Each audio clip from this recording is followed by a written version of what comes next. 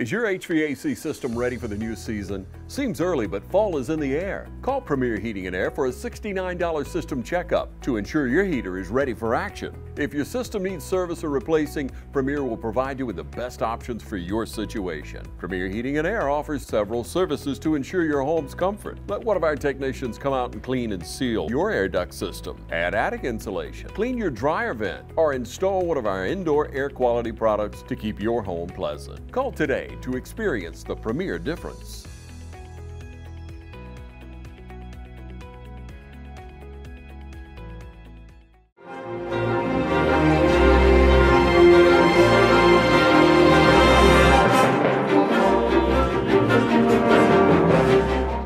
Welcome back. We're going to continue our election forum for tonight, and I would like to welcome now Miss Regina McRae, and Miss Regina McRae is going to be running for school board at large. Ms. McRae, thank you for joining us this evening. Our forum for this evening has changed a little bit, and I want to make sure we share with our viewers. All the candidates were invited to participate tonight. Your opponent chose not to participate. So all of the time will be allotted to you. So you'll get plenty of time tonight to tell people why they should vote for you and elect you for this seat. We'll change up just a little bit some of the rules the way they were because we're just kind of doing a one-on-one interview here. Okay. But I would still like for you to start with a couple of minutes for an opening statement. Okay.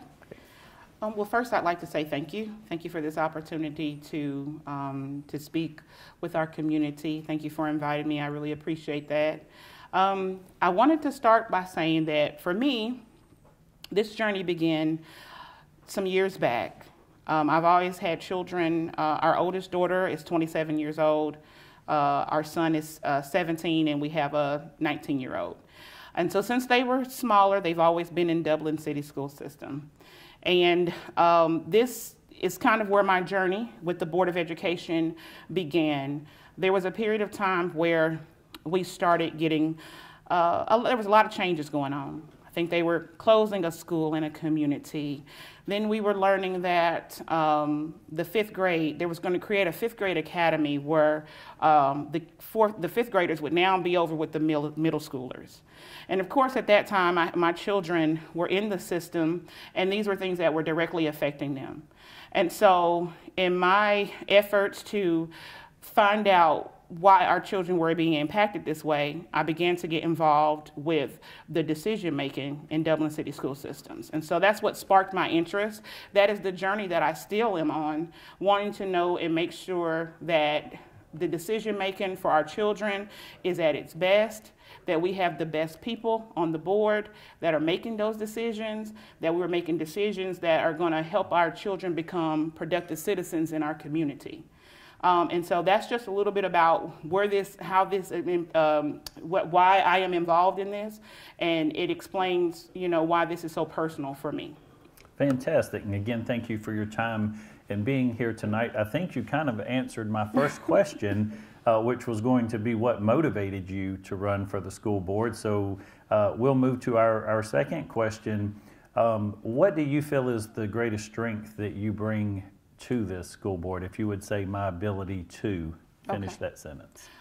My ability to, I feel that my ability to connect with people, to engage our community is probably one of the biggest strengths that I have. And what I mean by that is that I have worked with our community for very many years. I started out in the mental health field. And I've been in this field for about 20 years. And through that, I've been able to grow relationships with mental health, with Department of Family and Children Services, DJJ, a lot of the agencies that are there that work with our families that are in our community. And I think that my ability to engage with the community, to relate to our community and be an advocate for them is one of the strengths that I bring to the table, because I feel like you can't govern a population that you don't understand or that you're not concerned about what directly impacts them. And so I've been privileged with my experience with working with our families to see some of the things that impacts them to try to help me understand better, you know, what they're dealing with, and that gives me an opportunity to advocate for them in a way that helps others understand them. Fantastic. What do you feel is the greatest issue facing our city school system today, and how do you plan to address that? Well, we had an article that came out today where this was the question that was also asked. And for me, what it is and has always been is being able to maintain our teachers. We need our teachers. We need our veteran teachers that have been there, that have had the experience. We need teachers that are certified and understand how to manage a classroom. We need teachers that are able to deal with the changing dynamic in the classroom. The classroom is not the same as it was 20 years ago. And that's across race, gender, it doesn't matter. The classroom is not the same. Our children are impacted by things that we were not impacted by. They've had to experience things that we did not have to experience. And the teachers are on the front line because they're the ones that have to deal with this on a daily basis. And it's very challenging. And I feel, for me, it's the most important issue for the board to address, because we have to find a way to maintain these teachers. Even if it means, you know, making those tough decisions about budgeting and what we cut and what we don't cut and what we allocate for teachers. Being able to listen and hear the feedback from teachers. I mean, there's no textbook now that can tell us how to deal with the child of the 21st century, or what post-COVID looks like. I mean, we're dealing with a whole population of kids that experience COVID. Some people, I mean, some people had never experienced that in a lifetime, but our children did. The children in our world today did. They literally missed school for 2 years just about, dealing with COVID. So now you've got that post-COVID child that's now back in the classroom, and you need to be able to hear and listen to the teachers, and be able to answer their concerns and find ways that we can work together to keep them. Many students, parents, and teachers see No Child Left Behind as a detriment to the public education environment today. Would you share your views on this topic? Well, I agree. I agree with No Child Left Behind, but I feel like it's how you look at No Child Left Behind. I recently had the privilege of sitting in at one of the governance trainings that they had at Dublin City School for the different governance councils that they had. And one of the things that struck me that the facilitator talked about was some of our underserved populations in the class of our students. And a lot of times we feel like the child that is struggling, the child that can't keep up with the other children, that's the child that is not necessarily getting everything they need. But actually, the most underserved child are the gifted children. The children that do get it very quickly, that because they're moving at a faster pace, it sometimes inhibits them from teachers being able to address their needs versus the ones that are not kind of up to par. So every child is definitely important. And I like the charter school system because it gives a school system that flexibility to be able to not only address those children that are lagging behind and particularly don't have what they need or need more to be able to be successful, but it also addresses those children that are on target or above target. It finds a way to help them climb. And so it's kind of like everybody climbs up. So that's, I do agree with no Child Left Behind. I can see how some people may feel like it inhibits learning in the classroom, but I don't. I think that we need to find ways to be creative and find ways that we can meet the needs of our children that are not quite up to par, but also meet the needs of the children that are excelling and need more to be challenged. And we'll be right back after this commercial break. Hi, I'm Andy Cullins at Cullins Supply. Cullins Supply is proud to be your Bobcat small equipment dealer. When paths need clearing, buildings need raising, loads need moving, acres needs tending, or anything on your to-do list needs getting done, that's where we come in. Bobcat makes the best equipment to complete the toughest jobs imaginable. Come see the full lineup of Bobcat compact equipment at Cullins Supply and Engine Service, located at 910 East Jackson Street in Dublin, or 826 South Harris Street in Centerville. Progressive Rural Telephone Co-op offers a full range of communication products and services to its members in Lawrence County and surrounding areas. We take pride in being your total communications provider, and we work hard to provide quality services at the best prices. In addition to offering phone service, we provide high-speed internet and digital high-def TV. And we always strive to put our members first. Progressive Rural, your total communications company. Small enough to know you, large enough to serve you. ProgressiveTel.com. Call 478-984-4201 or stop by 890 Simpson Avenue in Rents. Progressive Rural Telephone Co-op.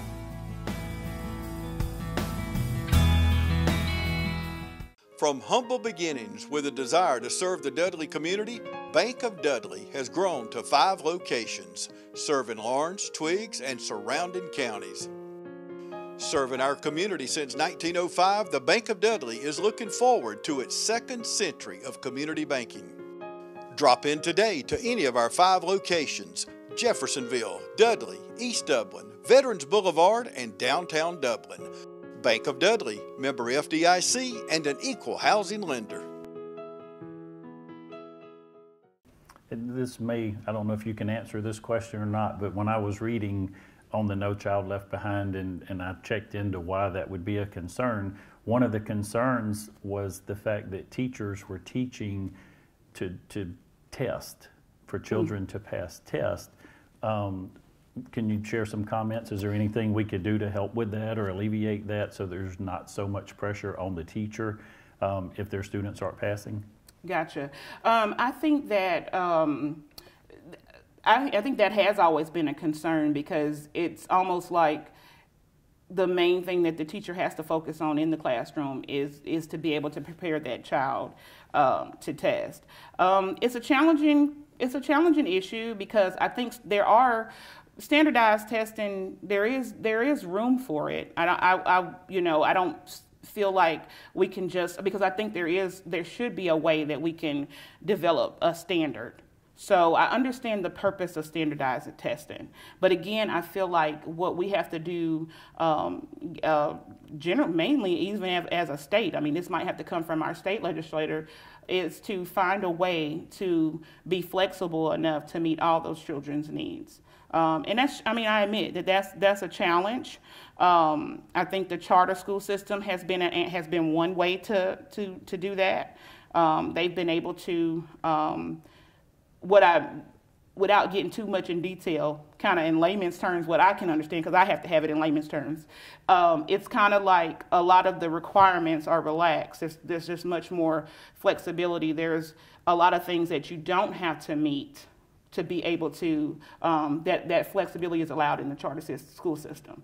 And so if maybe we develop that more as a model for other schools in our state, maybe we can address that challenge for our teachers. Okay. What are your views on educator salaries and benefits in the Dublin City School System? I feel like our teachers, I feel like not only in the Dublin City School System, but just let me start here. In general, teachers are not appreciated or paid enough for what they do and what we're asking them to do. I think that's across the board. Like, I don't think there's any question about that. I once heard somebody say that you pay, you go to school, you become a doctor, you make all this money, you go to school, you become a lawyer, you make all this money, you become, the highest paid. But we don't pay the people that teach them of how they became the doctor or the lawyer.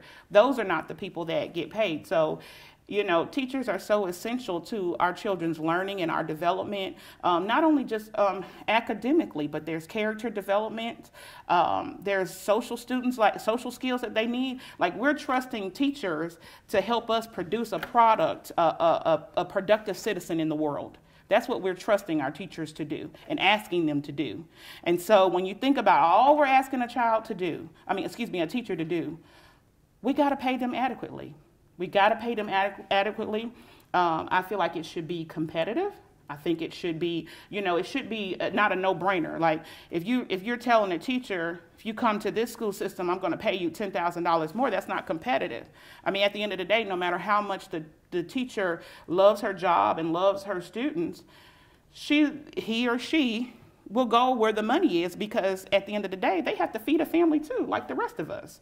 So, I mean, we can't fault them for going to somewhere where they'll get paid more. So for me, I think it should be a priority to pay our teachers adequately.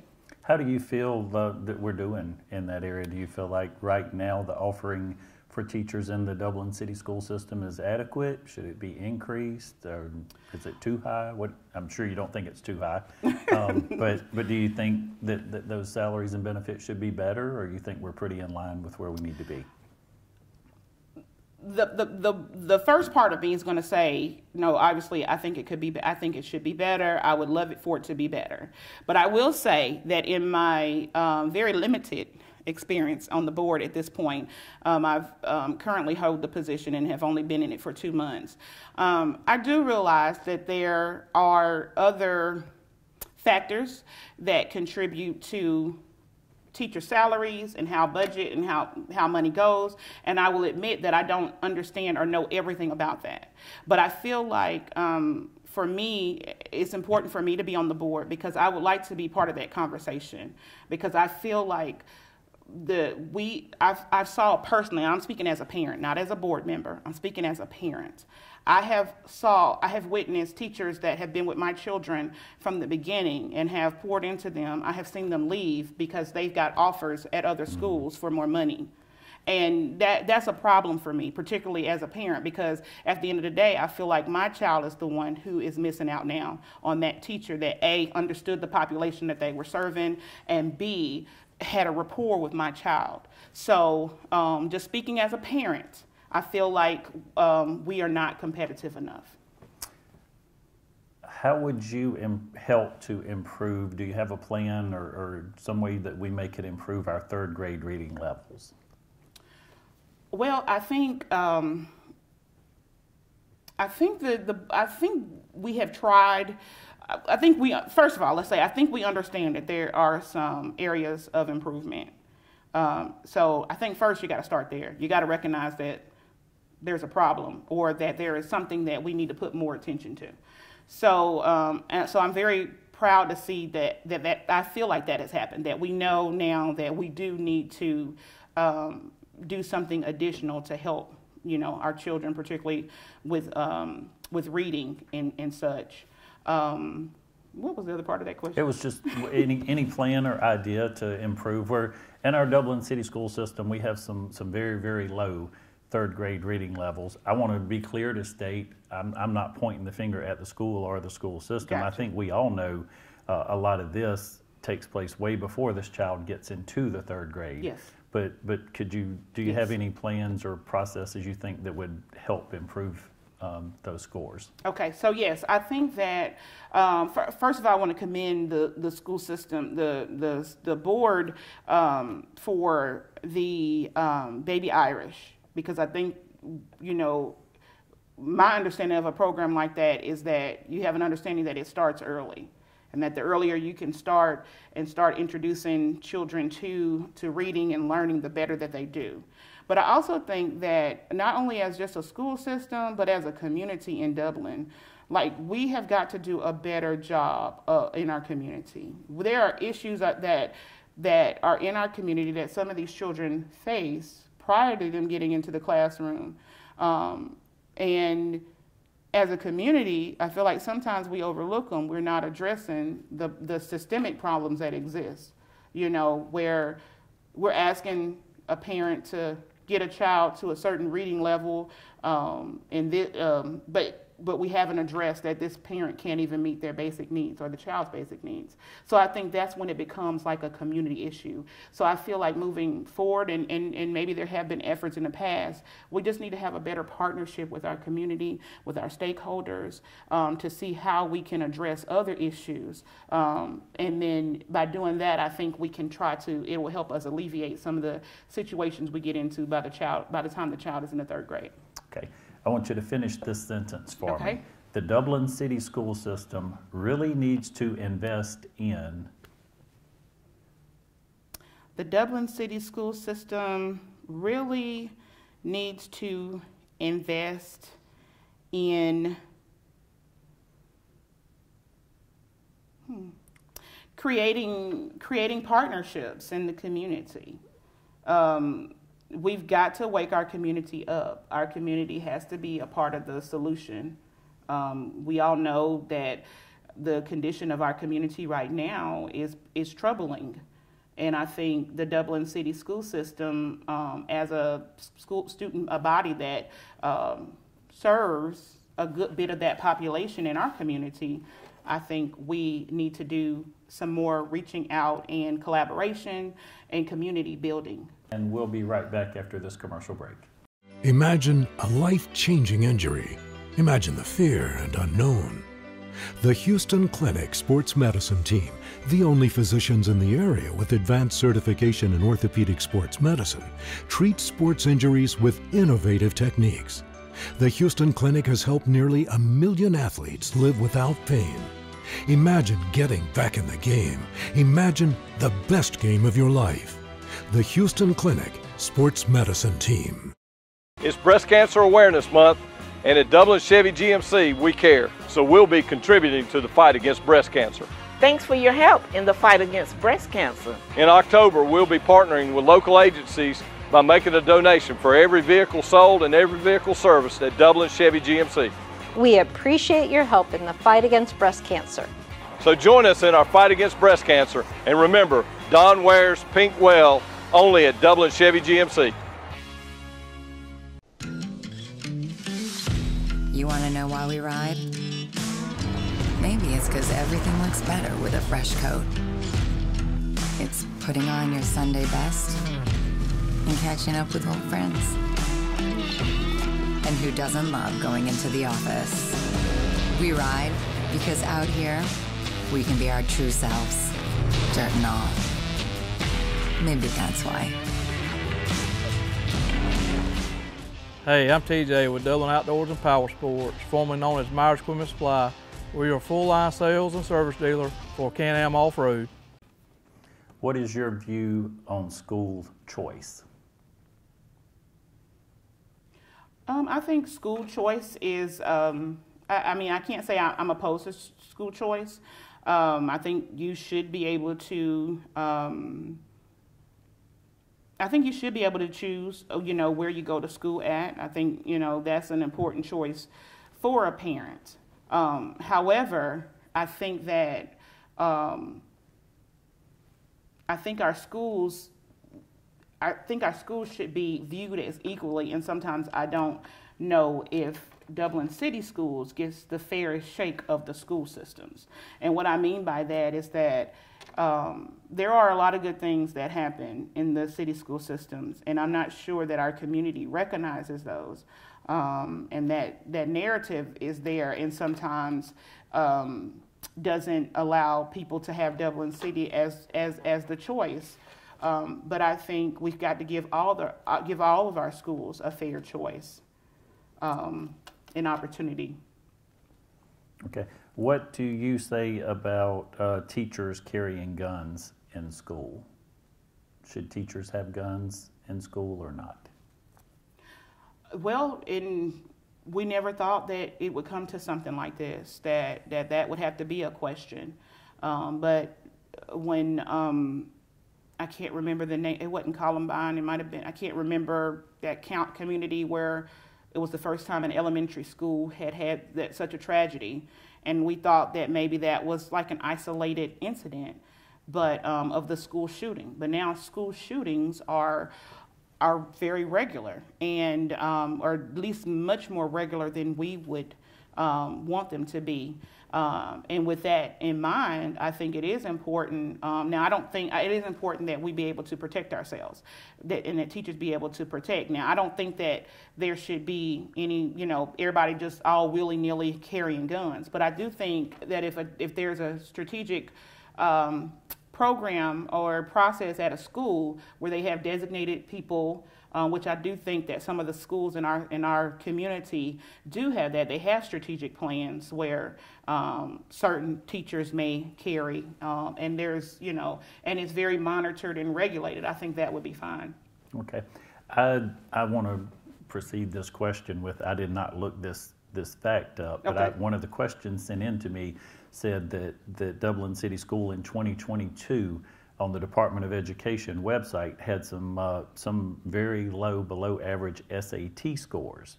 That, coupled with this question, how would you work with administration and staff to ensure that Dublin City School graduates are prepared for the jobs of tomorrow's workforce? Well, I think if you're talking 2022, I think you've got to also consider post-COVID, and that those children that were in that bracket were directly impacted by COVID. The learning was different.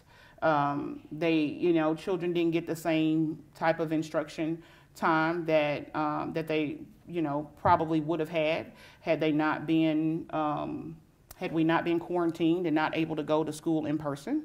So I think there's other explanations to explain scores like that. I did not know that, but I think there's other reasons that we can explain those. But as a parent of a senior and of a recent graduate, I mean, the best I can tell you is what I did, and what the school system could foster is prep, SAT prep, ACT prep.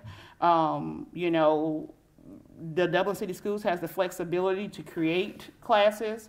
That could be, to me, would be a very good class to create. A class where the child could get they have prep for SAT or ACT. I think that would be a really good idea to try to help with that. The earlier we introduce children to the testing, I think the better that they do. The better that they do. I will say that Dublin City, they offer waivers. They do a lot to try to encourage children to take the test, to take it early as possible, so that you can take it as often as possible. But yeah, that's what I would recommend, is that we possibly find a way to incorporate it into the curriculum. So in my position, I'm working with our workforce, our local workforce and community a lot, and I see some things that are missing in students not being prepared when they come to work. In your opinion, what could we do to better prepare those students to be ready for work? That's a really good point, because at the end of the day, we do want when our youth students graduate, we want them prepared, whether that's prepared for the workforce or prepared to go to further their education.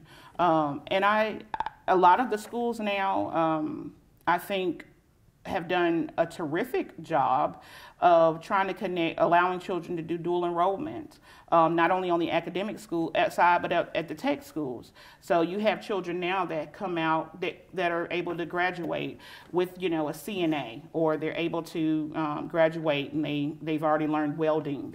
And some of these skills, these professions that they'll be able to go out and start making money. So I think that's what we need to focus on. We need to focus on, part of your education is true. Yes, it's academic. We want to make sure you know how to add and multiply and read and understand.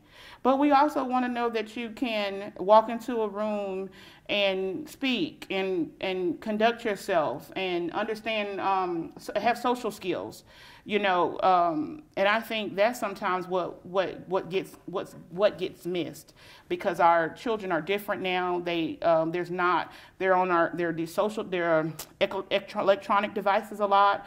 They're in their phones and so we have this whole social element that is missing. Like, our children do not know how to go and conduct themselves, and this could be the smartest child in the room, and had the highest SAT score, but you could still get this same child in that room and not know how to be amongst business people. And that's a skill, and I think that a necessary skill.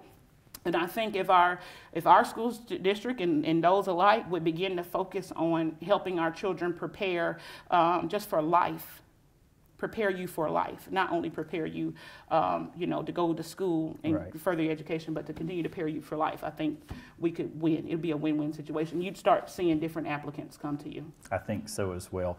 I want you to take a minute or two and just look into your camera and give us about a 2-minute closing statement and encourage folks to, as the reason is why you'd like for them to vote for you. Thank you. Well, I just want to again say thank you for this opportunity to come and share my thoughts and my views. If there's one thing I can tell anybody about myself is that I'm a genuine person, and I say what I mean, and I mean what I say. And for me, this is a personal thing for me, wanting to make sure that all of our children, you know, have a voice, that we're fighting for them, and that's what I'm committed to do. And that's why I'm asking for your vote. I'm asking for your support so that we can do this. I look forward to continuing to engage with parents and community members and stakeholders so that we as a community can make our school systems one of the best in the state, one of the best in the nation. But it takes all of us. We all have to do our part. This just does not change, doesn't come overnight. It's a process. And if we want to see anything different, we've got to do something different. And so it starts with you actually getting out and voting. That's really important. It's one thing to say you see something and want to change it. It's a whole nother to get up and do something about it. So I want to encourage each and every person to actually use your vote, use your voice, get out and vote. And I would appreciate if that vote was for Regina McCray. Thank you. Thank you, Regina, and good luck in the election. And we'll be right back after this commercial break.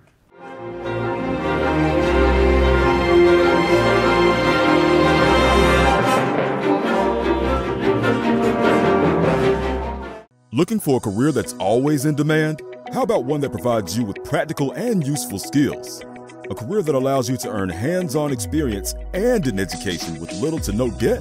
Oconee Fall Line Technical College prepares students with the right set of skills to succeed in fast-growing careers in healthcare, manufacturing, business, and technology fields. If you're ready to gain the experience you need to start your career locally, OFTC is where it all begins. Oconee Fall Line Technical College. Careers begin here. All right, boys, if you want to go to college, you have to clear out another one of these. What if we told you there was a better way to save for your kids' college than pickle jars? Morris Bank's Savings Builder account and moolah makes saving for your kids' college easier than ever. All you have to do is connect the account to your debit card, where it automatically rounds up your purchases to the nearest dollar, depositing that spare change into a moolah account where it will grow into a nice little nest egg for whatever your kids have their sights set on.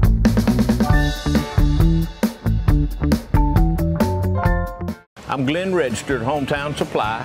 Come by today and let me show you all the different product lines that we carry. Just about anything that you need, we have it in stock. We do financing, we deliver just about anything a customer needs for us to do, we do. Come by and let me show you what sets us apart from all the rest. If you can't do business here, you just can't do business.